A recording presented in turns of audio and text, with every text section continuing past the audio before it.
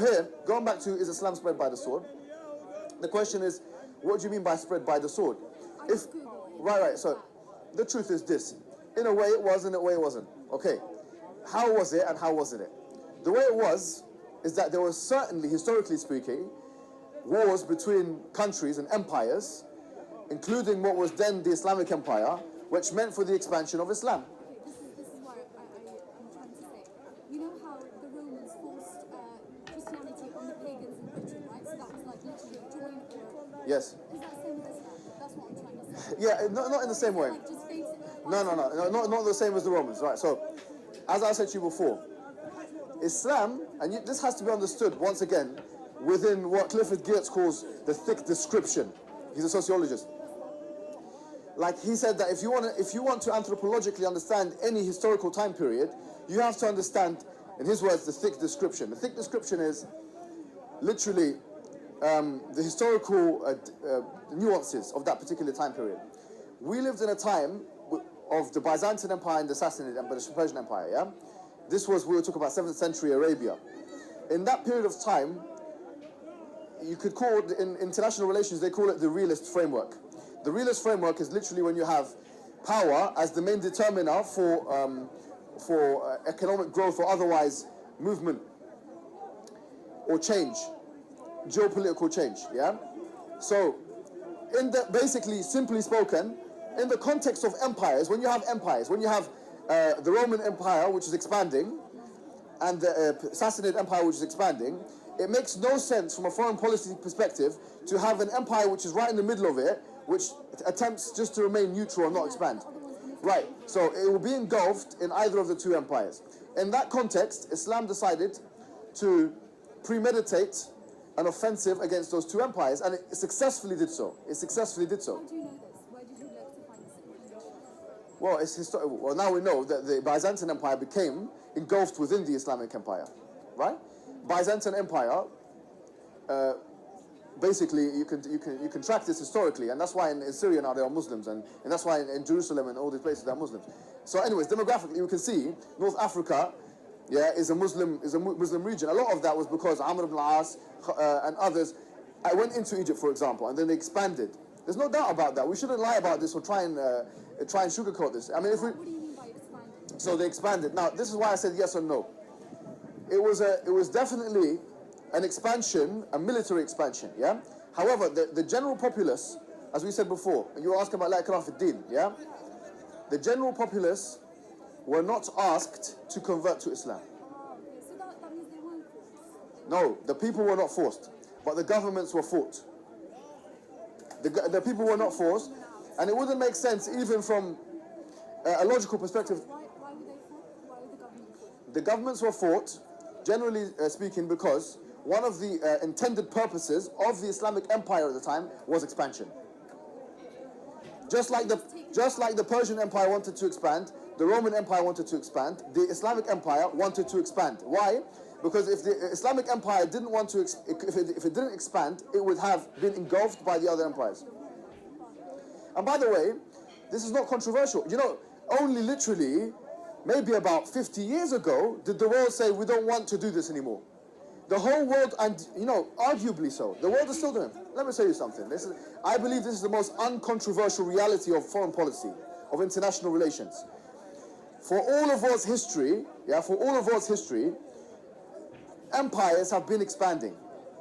All of world empire, I don't know, an empire actually, by definition, is a civilization. What's the difference between civilization and empire?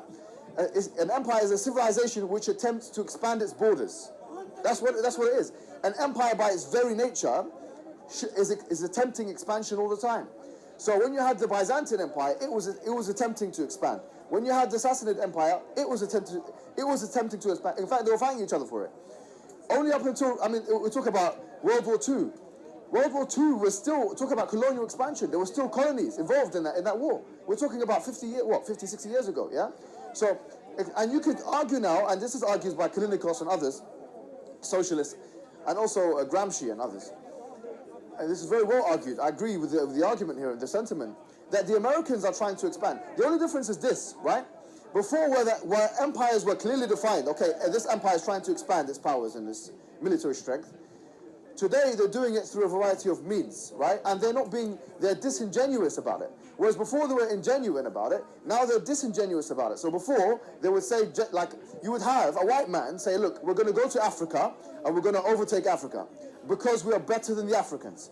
Now you have forked tongues politicians who say, no, who would say, look, we are liberals, we believe in individual rights. We believe in individual rights, yet at the same time, we need to go into Afghanistan and Iraq, all these countries, because we need to free them from their dictators. Is that really the reason why you're going into those countries? Why don't you go to Rwanda? So the question is this: Rwanda had a crisis, yeah, a very terrible crisis. So the question is this: as Momboa said, Momboa was one of the French strategists and military academics. He said that America has never been strategically consistent. America has never been morally consistent. It's always been strategically consistent. Do you get it? So the point is this: we have to now look this question of expansion and stuff. Do you think that liberalism? Do you know the number one thing that shows that liberal governments have not been liberal and cannot be liberal is that Napoleon was a liberal. Do you think? Every empire will define liberalism. Right. No, think about this for a second. Let's have a thought experiment, guys. Napoleon, in the 1800s, was a liberal. Can you imagine that? This was after the French Revolution. Napoleon was a liberal. The British Empire believed in liberalism. You know, a lot of the liberal philosophers came from Britain. Yet you had the colonial empire. So wait a minute. Do whatever you want, don't harm anyone else. Who does that apply to only? The white man. So that's what really has happened. Do whatever you want, so long as you don't harm anyone else. That applies within the domestic context of the white man's domain. But when it comes outwards, and when it's projected outwards to the rest of the world, no, we're empires. We're empires. And the only reason why now the British Empire is saying no more is because it was crushed after World War II and it had so much debt. And the Marshall Plan and all this it couldn't continue its empire. That's the only reason why it's not an empire. Not because it suddenly realized, morally, yeah, as what you think, or other people might think, that, okay, liberalism is the truth now, we've been enlightened by this. No, it's because it could not continue its imperial legacy. That's all it is. Is Islam for or against monarchy? Monarchy, no, it's against monarchy.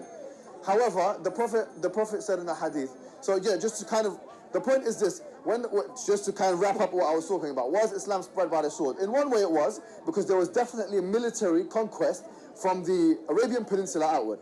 And another way it wasn't, because this rumor that people were forcibly converted to Islam is a rumor, and it's not historically proven. Say we find some historical... How do you historically prove it? It's difficult to historically prove it.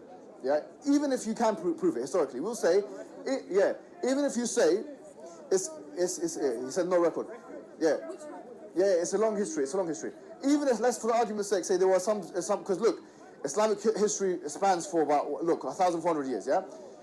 If we say there was some time in Morocco, Murabitin or the Muwahhidin or whatever, or if you say there was someone like the Fatimid Empire, the Ayyubids or whatever, that they forcibly, or the Ottomans or the Uthman, whatever you want, that they forcibly forced people into Islam, you say, okay, this was wrong. Simple. They shouldn't have. Yeah, it contradicts, that's fine. So we will say, if that happened, it's wrong and it shouldn't have happened. So, 2 points. Islamic Empire was acting like all the other empires at the time. Do you get it?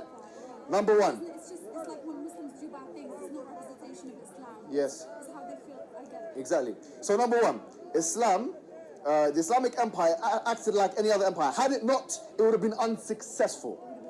Simple thing. It would have been unsuccessful. I wouldn't have been able to probably have this conversation with you right now. That's the truth, right? It would have been unsuccessful. Islam is a pragmatic religion which aims to offer solutions on every level. The individual level, the societal level, the communal level, and the foreign policy level. And had it not had these things in place, where what you could call empire expansion was possible, then it would have been engulfed in other empires which would have forcibly forced people to become Christians or something else, yeah? So the point is this, in order for Islam to continue and to survive, and to allow people to exist, yeah, it had this policy of expansion. Now, does it have to have the policy of expansion? Say for example, there was an Islamic state now. It doesn't have to have the policy of expansion.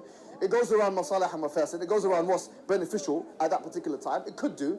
at the end of the day, me being here right now is a form of me educating people to become Muslim, yeah? Educating people about Islam. You could argue that this is ideological expansionism, in a sense. You could, and anything is ideological expansionism. What is ideological expansionism? It's when you have someone trying to, not manipulate, but trying to get someone else to believe in what they believe in. That is different. You're not like converting people Yes, out of yes. fear, like join or Yeah, exactly, right. So, you know, the point is, was Islam spread? So yes and no. It was spread by the sword in the sense that there were fighting between governments and imperial expansion, or you can say empire expansion, but no in the sense that, in fact, no one was coerced to become Muslim. And that was the reality of the world back then, and there was no... pardon? Yeah, if you didn't do that, you would be drowning in imperial colonialism. You'd be colonized, right? And so that was a fair way. So what was the question you asked? Yeah, so the question is, the Quran is not enough to be read alone. Otherwise you'll have problems with فَضَرَبَهُنَّ and many have. Yeah, exactly. Yeah, yeah. However, when you come to the conceptualization, hadith, there's fabrications in that. So are we just taking... You asked the question before this. Oh, the monarch. Which one? For or against? And you said it's... Monarchy, yeah. So the Prophet said, it's a prophecy. He says, and this is mentioned in Musnad Ahmad, where he says that the Prophet, the Khilafah Rashidiyah will stay 30 sana. It will be for 30 years. And then it says, ثم يكون ملكا بعد ذلك. After that, it's going to be a monarchy after that. And then it says, ثم يكون ملكا عاضا. Then it's going to be some kind of dictatorship. Is this a prediction? Yeah, so the Prophet's telling us what's going to happen. So let's actually look at what happened, yeah? 30 years, we had the 4 caliphs. If you add up the 4 caliphs, you have 30 years, right? And then you had the monarchy, you had the Umayyun, which are the Umayyads. Then you had, literally what we have now is a dictatorship. So it's actually, I mean, maybe a dictatorship or authoritarianism is probably a better translation, yeah? Literally something which is from biting down. You're biting down on someone, right? So literally like authoritarianism. So that's what we have. What should we have? Now, this is a discussion that the Islamic... there's a difference, by the way, between what should be and what could be. And this discussion is found in books of Islamic politics, like Ahkam al-Sultaniyya, and by Mawardi, and Al-Ghiyathi by Al-Juwayni and others. And so he says that he gives 9 conditions of someone who would be... and Mawardi gives 9 conditions of someone who can be the Khalif. And there are 9 conditions, which we don't need to go through. But the point is this. Can there be an Islamic monarchy? Yes, there can be. Should there be an Islamic monarchy? Not really, because that's not the model that the Prophet allowed. But can it be? What we mean by can there be, say for example, you have a situation where you have someone who is a monarch, yeah? And they've inherited a monarchy. Is that a legitimate governance in Islam? Yes, it is. Unless the person is not governing by Islam, it would be considered a legitimate governance in Islam. So that's that. But it would not be the preferred governance, if that makes sense. Does that make sense? What is the preferred? Sorry. So, going back previously when we were talking about the slaves, who frees them? It would be either the person who owns them or they go to the higher powers. Yeah. Who would you say would be ultimately in charge and enforcing the laws, and what structure and system would that take? So yeah, I mean, once again, the actual structure could be variable. Like, we had different structures, but the general thing is that you have the Khalifa on top, then you have people that will be in charge of different wilayas. Then you have after that, this was the Khilafah Rashidiyya system, yeah. Then you have after that people that are underneath that, and then you have Qudat.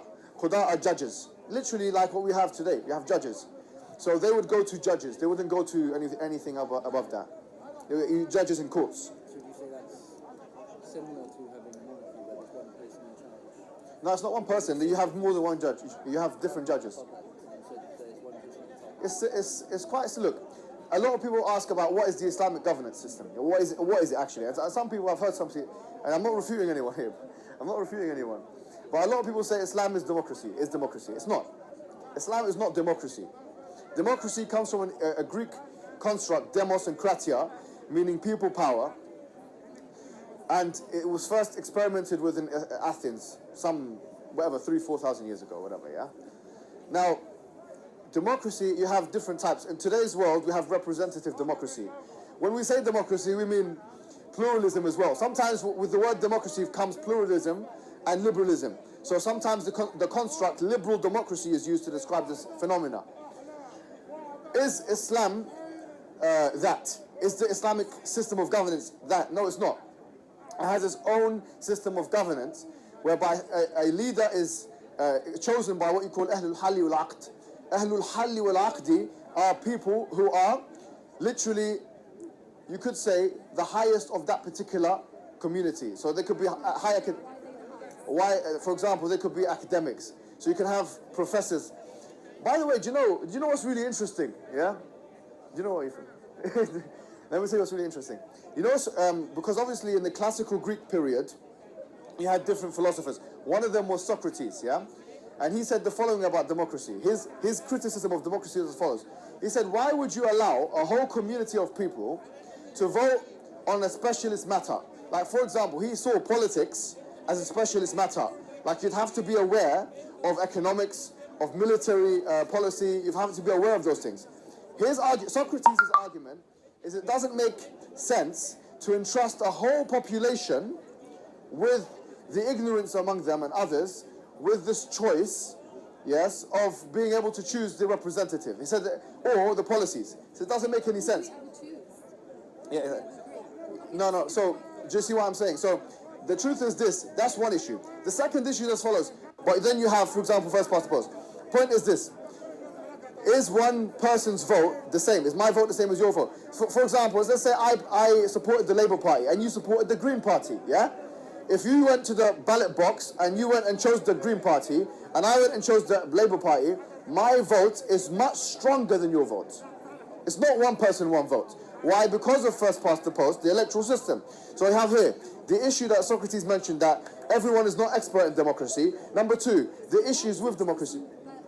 Yeah, the way that first past the post works in any it's an electoral system. It's called first past the post.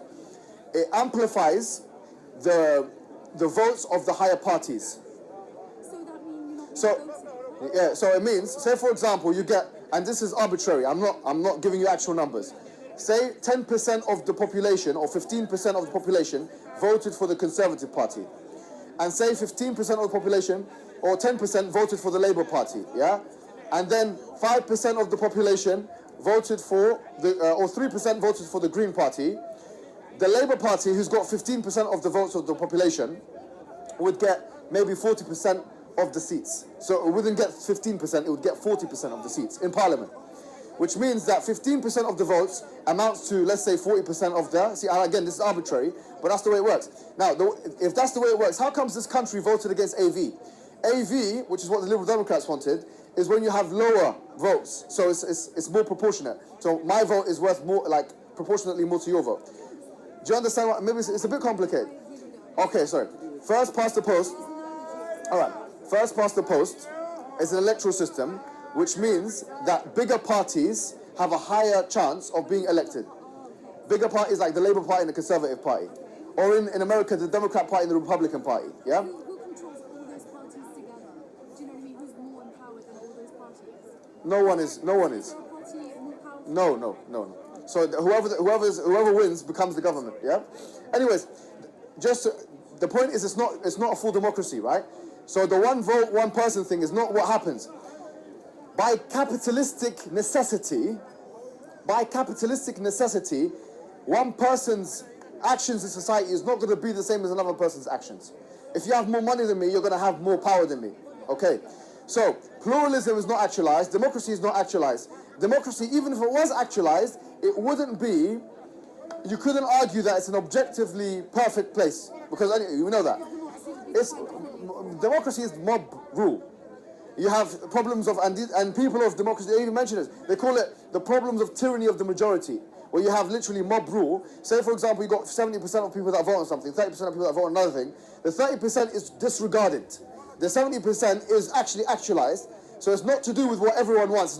Everyone's not equal. That's fair, if you think about it, because the 30% is less than the 70%. Yeah, I understand this, but at the end of the day, if our premise is egalitarian or equality, then what should happen is at every juncture there should be equality. So my political ambition should be actualized in an exactly equal way as your political ambition. Now, if you're saying that actually it's not going to be like that because we're going to choose the majority, then it's not equality. You can either have democracy or equality. You can't have both. You can either have capitalism or equality. You can't have both.